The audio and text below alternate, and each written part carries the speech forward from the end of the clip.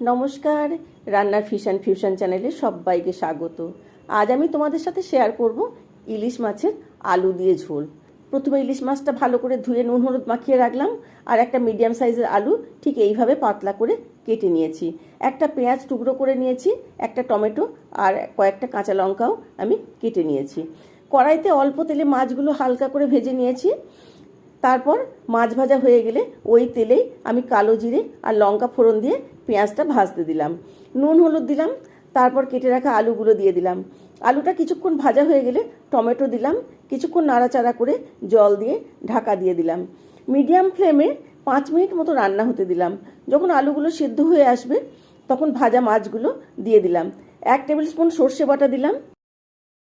ফুটে উঠলে উপর থেকে ধনেপাতা ছড়িয়ে গ্যাস অফ করে স্ট্যান্ডিং টাইমে রেখে সার্ভ করলাম সুস্বাদু ইলিশের ঝোল।